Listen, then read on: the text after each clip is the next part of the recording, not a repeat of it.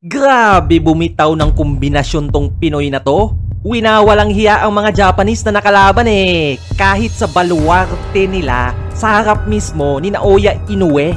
Itong 2 Division World Champion na to, binadibag lang ng ganun-ganun. Napakatindi ng suntok nito, Brad. Naaalimungawan yung kalaban. Ito naman yung mga kalaban ng pambato natin.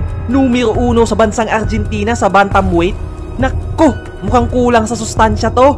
Baka bubutasan lang at mapapahamak kapag ang kababayan na natin ang makakasagupa niya.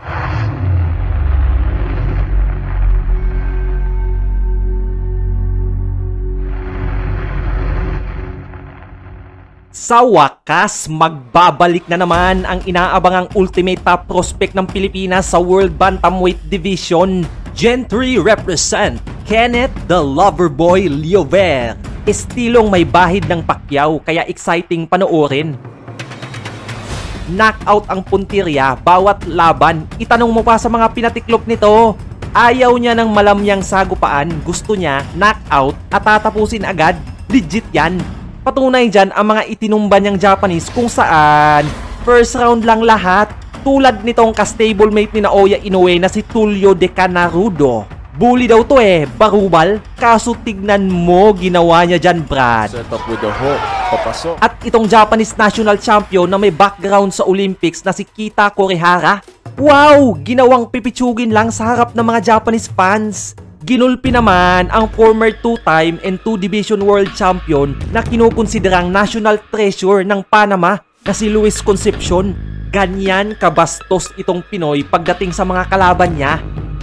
At eto nga, naghanda ang bansang Argentina ng numero 1 nila para itapat sa ating pambato.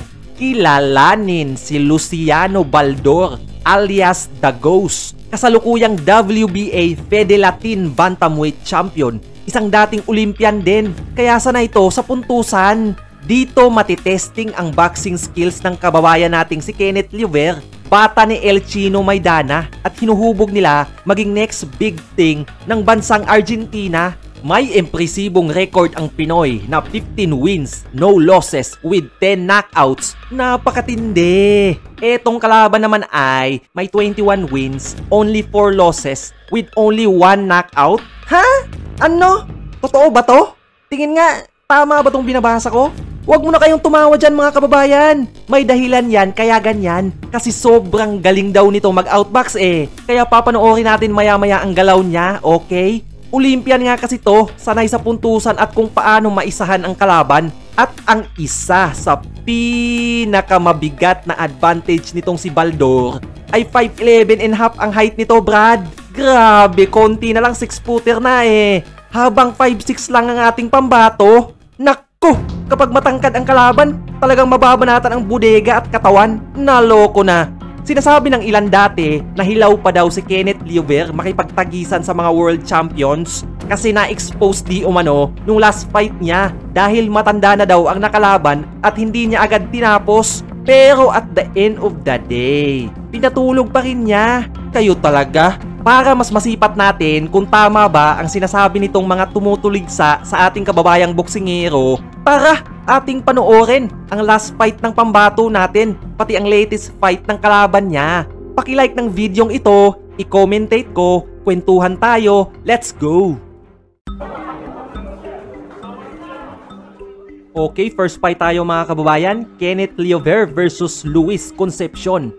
Bago lang to, ito yung last fight ni Liover, August 17, 2025 sa Manila. First round tayo mga kababayan. Makuna tong kalabaw na to eh. Veterano. Liover fighting in purple-white trunks and the opponent fighting in black trunks. Luis Concepcion, very porous. Ganda ng laban na to, Brad. Combination by Liover. Each in wear and tear, Kinito.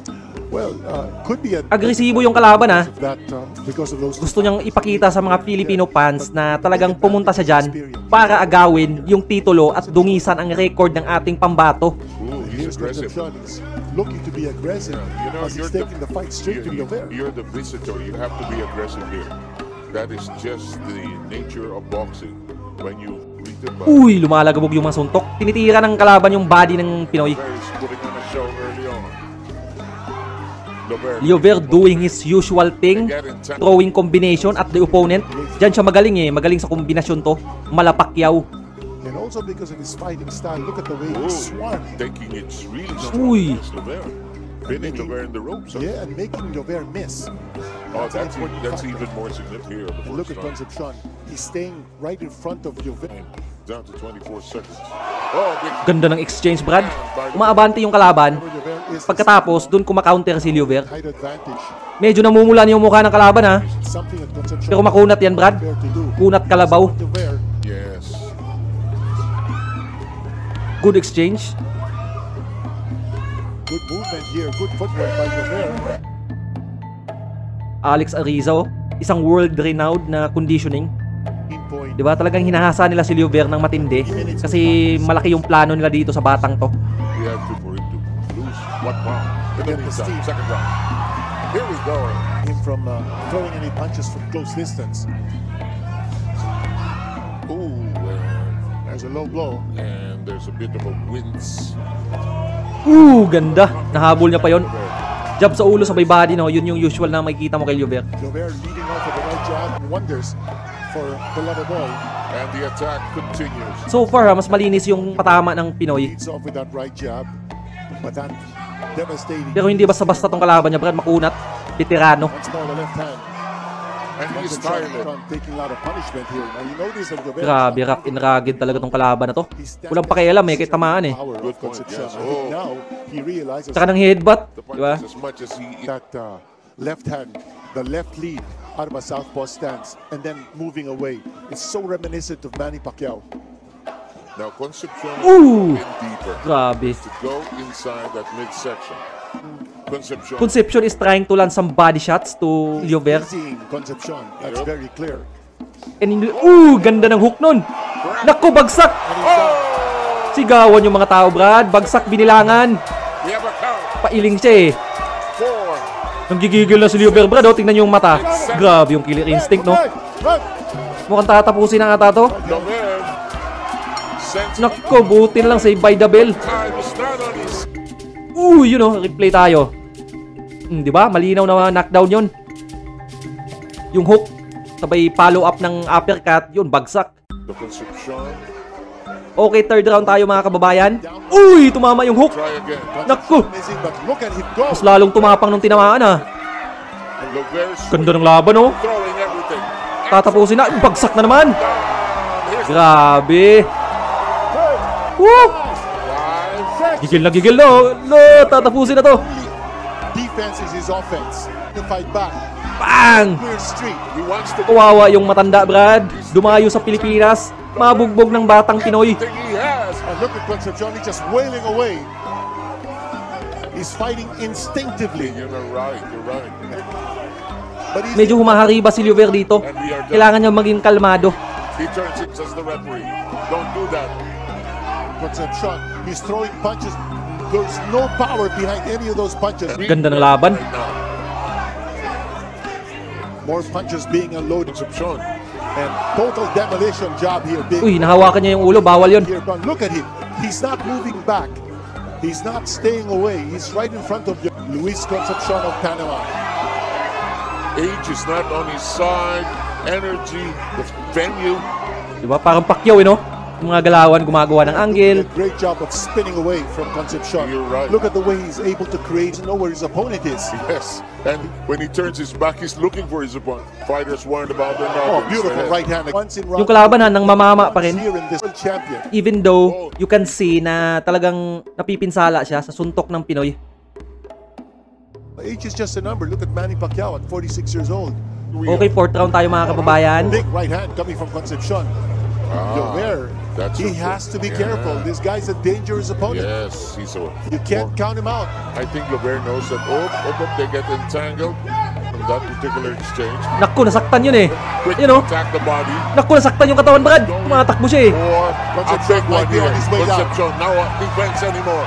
He's going No. to the ring. The corner of Muntik malaglag. pushes him back. He fights back with At pinanatan niya yun eh. The lover boy.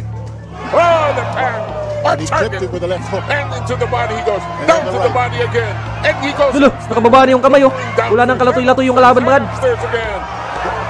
Concepcion has no defense at this point. 4. Hindi siya makabawi, eh. Fight clean. Fight with heart. Normally, some fighters, when the Mas nakaka-damage pa yung headbutt niya, eh, kaysa sa suntok. Round number 4. snappy left hand by Lubert. Stunning. Concepcion. Ganda ng laban, oh. Oh, Concepcion fighting back. Concepcion coming forward. He's not Importante talaga ma-improve din ang stamina at endurance ni Kenneth Lubert. Di ba? Kasi may tendency na may pagbakbakan to sa mga world champion. Aabot ng 12 rounds. with Osaka. And then another Stake here. Oh, big clubbing right hand. good exchange between the two. Jab body, fighters. ganda. They're trying to initiate the As we said, this guy's resilient. scathed, although some punches have hit him. Uy. Oh, they're beginning to question. Actually, not Grabe, may mga technique palang ganito. May mga technique pala to, yung mga ganyan. I don't think you can do that. They're connected with the Oh, left good hand. combination by Lubert. Uy. And this time, Grabe, nalalasing na sa suntok, oh. Concepcion almost out of it. Gigewang-gewang na, eh, no? Concepcion just hanging on. I can't believe the heart of this guy. Naniniko, Brad. Two And maybe that's what's keeping him on his feet, Kinito. Those veteran smarts. Ang strategy ni Luis Concepcion, papagurin niya si Kenneth Lubert, trying to make the fight to the last rounds para kung sakali baka mabaliktad niya, eh. connecting, but he's got to put more body weight behind. Pero yung Lubert, sumusuntok pa rin kahit tikitan, kahit pagod na. Talagang exciting. Drops it. Ito pinsala sa mukha ni Luis Concepcion. Ito naman kay Lubert, di ba? Wala gaano, eh. We are going live on Travel TV in Japan with this coverage. Uy, body shot. Concepcion. Yeah, he's not giving up easily. Two Kenneth Lubert. two knockdowns have happened. Yes. In the second. Minamama ng kalaban yung Pinoy. Alam niyang malakas, eh. Ayaw niyang pasuntukin, kaya pag dinidikitan niya, talagang dikit na may kasamang headbutt. Moving around the ring. Uy, tinamaan sa panga. Tibay. He's got power. Yeah, those shots could have easily. Oh, good right hand from Concepcion. Kaso when it comes to talagang punching power tsaka combination, mas lamang yung Pinoy. Mas malinis, mas efficient, mas pinpoint accurate. Finds the mark. I don't know if I spoke too soon. Not a little, not naman. Not really. Here's that uppercut coming from. Diba, ang matured na lumaban ni Lubert, no? Although hindi pa siya, may mga ano pa, kailangan pang i-polish. Pero masasabi mo talagang world champion caliber to. Left hand coming from And Lubert. ito inaantay natin na magkaroon ng title shot soon enough, di ba? This guy's still standing up. Yung mga Japanese yung naghahari dyan sa bantamweight, eh. Ang dami nating mga contender dyan ng mga Pinoy. Tulad nila Gomez, itong si Lubert, sila Astrolabio, di ba? Kaya abangan nyo. He's been throwing punches. Uy, overhand, tumama. Tibay talaga ang kunat. On target by Lubert. Okay mga kababayan, kung na-entertain kayo sa mga napapanood natin, don't forget to like and subscribe na rin sa BFTV Sports para lagi kayong updated. And comment na rin kayo dyan sa ibaba, di ba? Re-replyan ko yan. Matik. Maraming salamat po. 7 round tayo mga kababayan. Free assault launched by Kenneth Lubert. Ganda ng laban. He's regained his Veterano versus future world champion. Looks like he has a little more gas in his tank here Yeah, than you know, Lubert that's that time, but no sting. of a boxer's career. There's a big left hand. Another one. Another one. Grabe yung mga angle, no? Di ba? And he's just moving around Concepcion. Grabe, malapakyaw eh. The way he should fight Concepcion, he should fight smart in front of Concepcion. And the way he fought him earlier, he just turns around, makes himself. Big right hand by Concepcion. Ooh. You know, he Been able to survive, as we said. This guy, energy. Uy. Ang kuna talaga ng mukha nito. and he goes downstairs. Concepcion Kaya pala tinuturing na itong national treasure ng bansa nila, eh. No? And Kasi highly decorated din yung boxing career nito. 2-time 2-division world champion. Manila, sorry. Here comes number eight. Concepcion. Talagang bumabanat na siya. And here's Concepcion again. Continue to put pressure and throw those punches. And if you're going up against a fighter who just Uy! Tinamaan! inside, you have to know how to be able to Yakap siya, eh. that kind of attack. And the eighth. And Llover knows that Ang lakas pa rin ng suntok ni Llover ha. Kahit medyo kita mo na yung pagod na. to be prepared. And by Concepcion's persistent presence, Yung killer instinct andun pa rin. has worked for Diba? Tsaka disiplina pa rin sa depensa. Hindi gaano natatamaan si Kenneth Llover. Concepcion has this habit of whirling around. Especially after he gets down, Naku, hindi na kumakounter yung kalaban oh. catches his opponents off guard. They're asking him to bore in. Crowd sensing something Naku, special. ito na ata yun. Concepcion is staggering around the ring, taking a lot of Nararamdaman niya, delikado to. Use the ropes. Kailangan niya humawak, Brad. Naku. Uy! almost close to the Luh! top of this. Luhod, knockdown yun. And it's done. Tinapos na. Tama lang yun, rep. Delikado yun. La cosa, Baldor de Okay, second fight tayo mga kababayan. Pasadahan naman natin tong laban ng kalaban ni Kenneth Llover na si Baldor. campeón interino es el estadounidense Antonio Ito matinding bakbakan to. en la línea. Ito ay bakbakang Baldor versus Banques. Number 1 sa Argentina versus number 2 sa Venezuela. Ya del argentino no aparece, pero la derecha sí. Ahí llegó otra vez. Bago lang to mga kababayan, ang March 29, 2025. Otra ha llegado con May nakatayang titulo dito, WBA Fede Latin Bantamweight Champion. Si Baldor fighting in black and white trunks and the opponent fighting in red trunks. en el tema distancia. Buen Papanoorin natin to para mas masipat natin kung ano nga ba ang galaw nitong mga kalaban ni Kenneth Llover. La combinación Dating Olympian daw to eh, tignan natin. agosto de 2023 de la larga distancia. 19 iguales, Marcelo González y el tercero. Medyo hindi siya mahilig mag-counter, Como no? en toda la pelea, elaborando boxeo, Baldor, apoyado siempre en su enorme. Dumidistansya siya and dun lang siya babawi kapag hindi na sumusuntok yung kalaban. Kumbaga playing safe lang. Baldor con el 1-2, derechazo a la frente. Zurda por zurda. Di ba pansin nyo mga kababayan, ang tangkad no? Almost 6-footer to. No llega con derecha arriba, Banques, otra derecha Naku. más. Esa es la distancia. Nagugulpi siya sa ano, sa mga overhand. Eh, overhand pa naman yung paboritong suntok ni Llover. La derecha volcada de Baldor, Dora, para meter 69 kilos en semejante. Estacionarse. Galing din yung kalaban niya eh. Se mueve, debe estar activo con el chap, pero lo está dejando. Michel Banques sobre el encordado argentino. Buen paso atrás ahora de Baldor, como en el cole, con la izquierda abajo. Y ahí es donde La corta distancia, el boxeo desde lejos. Ahí, Uy, naku! buen momento de pelea. Matibay ba talaga ang panga nito? Que te doy. Matitesting yan pag nakasagupan niya ang Pinoy. Respeto por el estilo del otro. Primer Un tangkad segmento de talaga. esta pelea. Se va a la vuelta, se va con Banques y la derecha. El zurdazo arriba. So far, maganda yung exchange nila. El uppercut. And may palag din tong Baldor. Tingin ko makapagbibigay ng magandang laban to kay Kenneth Llover. Con la derecha. Uy, good hook! Sí, se comió un zurdazo. Explotó en el primer asalto a toda la familia. Luh! Naku!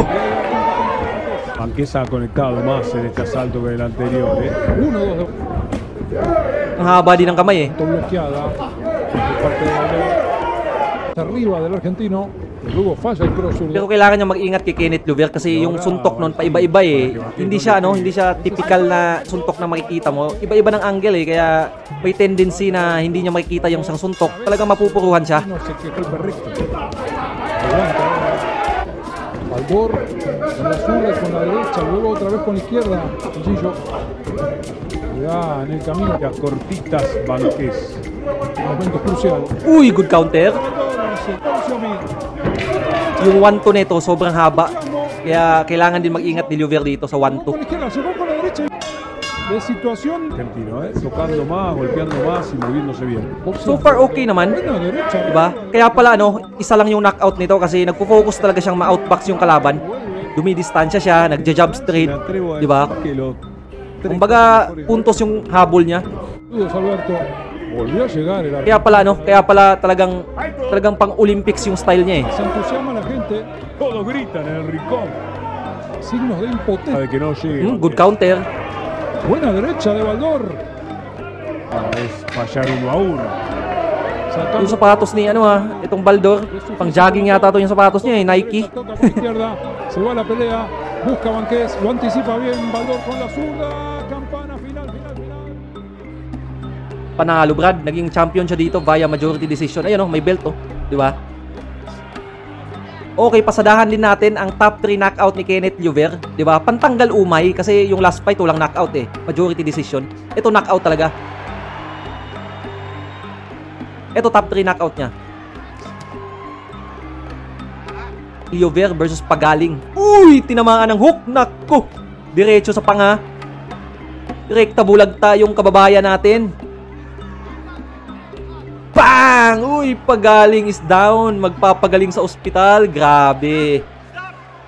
Ang tindi ni Lluvia. Pag sumapul talaga yung isang suntok na yun. Ayun oh. Grabe, kinailangan pa ng stretcher, Brad, para mailabas sa venue. Delikado suntok na ito. Ang Pinoy na to. You know, kawawa. Yan, naging national champion si Lluvia dyan. Top 2 knockout tayo.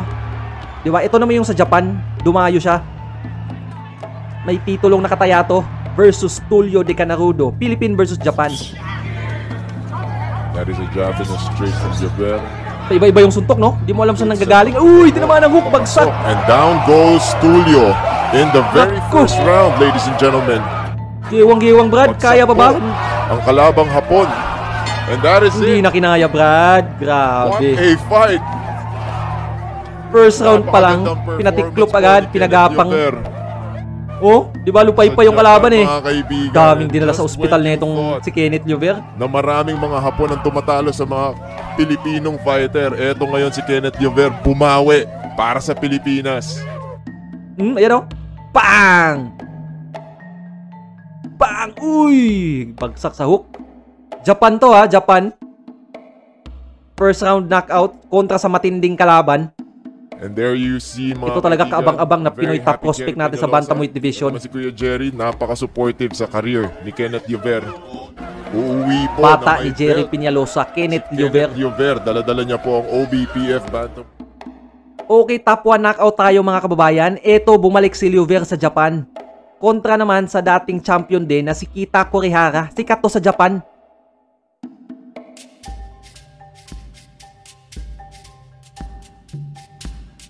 In and out, yung labas pa. You know? And he's really throwing. Uy, nako! Wow, yes, that's a Grabe, nagulat siya eh. Is it gonna be Nagulat yung Japanese, Yes. paika-ika na eh. first knockdown of the fight? Naku, tatapusin na ata. Grabe, hindi man lang maka-counter oh. Binanatan ka agad oh. Tigil si Kenneth Lluvia. Lo! Tinamaan sa panga. Gamit ang left hook. Bilang ulit. Nagigigil si Kenneth Lluvia, Brad. Very clean. Medyo Itinuloy. marami. Itinuloy, pinagbigyan. Kaya babanak ko, tinamaan ng straight. Tinigil ka agad. Naku.